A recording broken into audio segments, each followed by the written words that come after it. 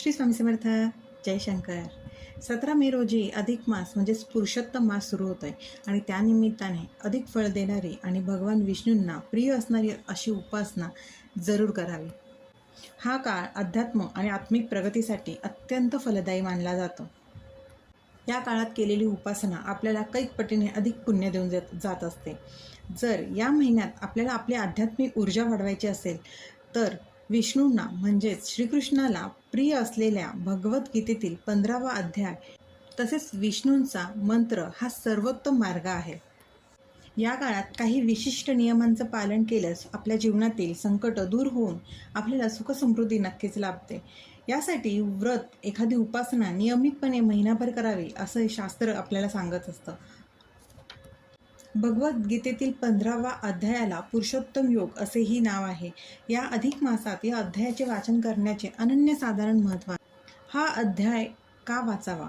हा अध्याय गीतेचा अर्क मानला जातो. याचे नित्यपठण केल्याने, त्याचा अर्थ समजून घेतल्याने आपण मनुष्याला संसारातील आसक्तीपासून मुक्ती मिळते आणि आपल्याला परमात्म्याचे ज्ञान प्राप्त होते. या अधिक मासात रोज 15वा अध्यायाचे वाचन केल्याने पितृदोष निवारण होते आणि आपल्याला अक्षय पुण्याची प्राप्ती होते असेही मानले गेले आहे.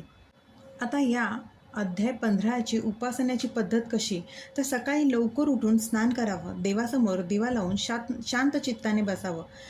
पहिल्यांदा 15व्या अध्यायाचे मनोभावे वाचन करावे आणि त्यानंतर माळेवरती आपल्याला विष्णूंचा एक मंत्र जप करायचा आहे आणि तो मंत्र म्हणजे ओम नमो भगवते वासुदेवाय.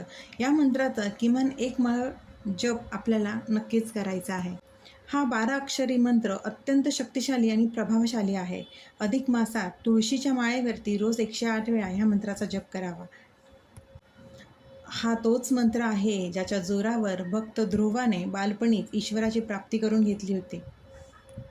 या उपासनेच्या फायद्याने आपल्याला मानसिक शांती, नकारात्मक विचार दूर होऊन एकाग्रता वाढण्यास मदत होत असते आणि हा मंत्र आपलं सुरक्षा कवच म्हणून कार्य करतो, ज्यामुळे आपल्या घरातील कलह आणि बाहेरील बाधा दूर होतात. निष्काम भावनेने जप केल्यास हा मंत्र जन्ममरणाच्या फेऱ्यातून मुक्ती देण्यास समर्थ आहे. तसेच आपली मोक्षप्राप्तीही होत असते.